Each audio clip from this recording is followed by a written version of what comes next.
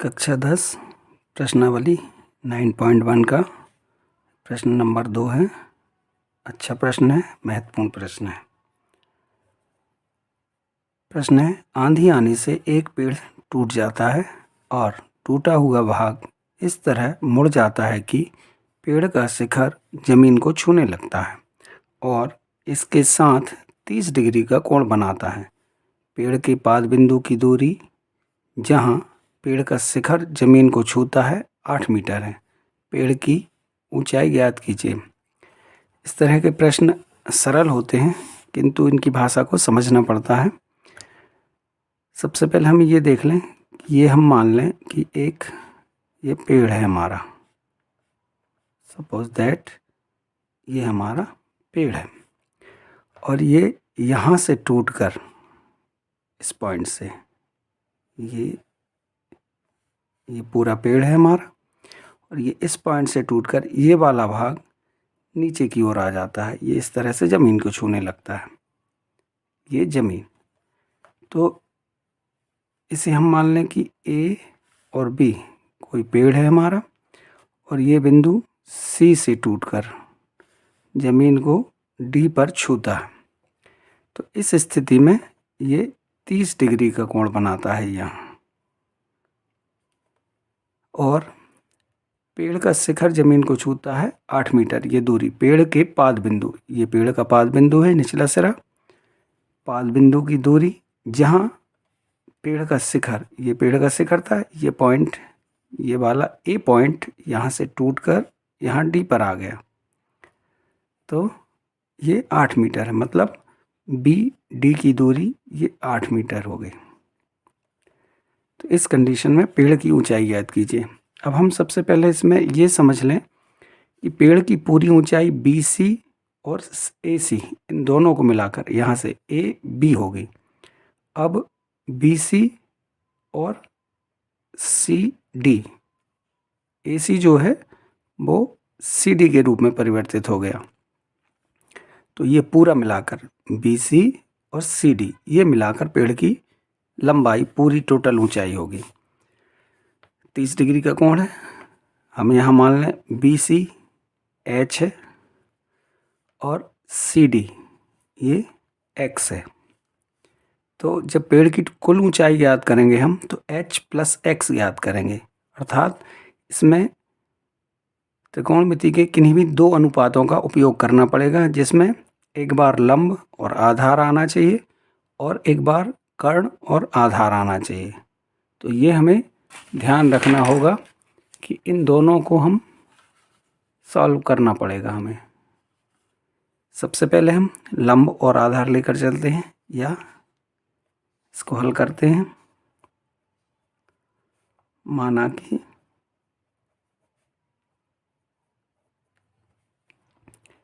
A B पेड़ है, ये ए बी हमारा पूरा पेड़ है जो बिंदु सी से यहाँ से टूटकर जमीन के बिंदु किस बिंदु पर मिलता है, डी पर। डी पर जमीन को बिंदु डी पर छूता है या स्पर्श करता है।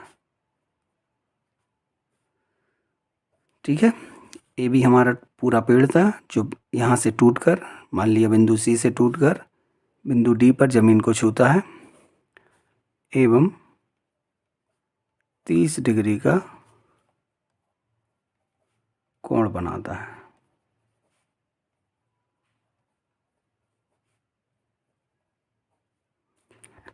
माना पेड़ की कुल ऊंचाई क्या है, h और ये x है, यहाँ से यहाँ तक x है और ये यहाँ से यहाँ तक h है। बी सी h है और ए सी x है। कुल ऊंचाई ए बी बराबर एच प्लस एक्स। चूँकि ए सी बराबर है सी डी, ए सी बराबर सी डी बराबर एक्स, ये भी हमें एक्स प्राप्त हुआ। अब हम त्रिकोणमितीय अनुपात को लेकर चलते हैं। लंब और आधार जिसमें आना चाहिए, tan कितने डिग्री 30, तो tan 30 लेकर चलेंगे। लंब बटे आधार, लंब बटे आधार, लंब क्या है इसका BC बटे आधार BD,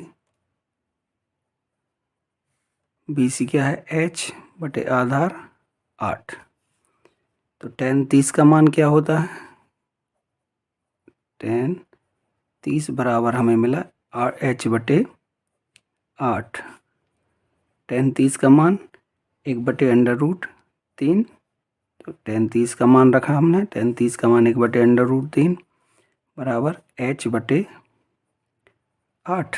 तो यहाँ से H की वैल्यू मिल जाएगी, 8 का यहाँ गुणा होगा, तो 8/√3 बराबर H। ये हमारा पहला समीकरण बन गया। अभी हमें ये इतनी दूरी मिली है, हमें ये दूरी और ज्ञात करना है, अर्थात AC, और AC हमारा है CD के बराबर। तो हमें ऐसा अनुपात देखना होगा कि उसमें कर्ण और आधार आना चाहिए। तो हम जानते हैं कि कॉस में कर्ण और आधार का अनुपात होता है cos 30 बराबर आधार बटे कर्ण, ठीक है, आधार बटे कर्ण। आधार क्या है इसका BD बटे कर्ण CD, BD की दूरी है 8 और कर्ण की है x। cos 30 का मान देख लें हम क्या होता है, हमें cos 30 बराबर क्या प्राप्त हुआ, cos 30 बराबर 8 बटे x। cos 30 का मान सारणी से हमें मिलता है √3/2 बराबर 8 बटे x। x की वैल्यू निकालना है, तो यहाँ तिर्यक गुणा करेंगे, √3x या x √3 बराबर 8 का 2 में गुणा हुआ तो 16। यहाँ से x का मान निकालेंगे, तो √3 का पक्षांतर करेंगे, यहाँ गुणा हो रहा है, इस तरफ आके भाग हो जाएगा। x बराबर 16 बटे √3, 16 बटे √3, ये हमारा समीकरण 2 मिल गया। अब पेड़ की कुल ऊंचाई क्या थी हमारी, AB मतलब H धन X, अतः पेड़ की ऊंचाई AB बराबर H धन X। यहाँ से हम H का मान रखेंगे, सबसे पहले H का मान आया 8 बटे √3, 8 बटे √3 धन x का मान 16 बटे √3, 16 बटे √3। चूँकि हर समान है तो हम सीधा जोड़ दें, 16 और 8 24 बटे √3। यहाँ हम इसको हर का परिमेयकरण कर सकते हैं, तो इसमें √3 से ऊपर और नीचे गुणा कर दिया, तो ये हमें मिला 24 √3 बटे √3 का √3 में गुणा हुआ तो 3 से 24 कट गए, 8 बार 8 √3। तो हमारा उत्तर आता है पेड़ की ऊंचाई बराबर 8 √3 है। या इसको थोड़ा सा और हल कर लें, √3 का मान रख दें हम 8 गुणा 1.732, इसमें गुणा करेंगे 8 दूनी 16, 8 तिया 24 और 1 25, 8 सत्ते 56, 2 58, 8 हासिल आए 5, 8 एकम 8 और 5 13, 1 2 3 अंकों के बाद दशमलव, 1 2 3 अंकों के बाद दशमलव, 13.856 ये हमारा आंसर होगा।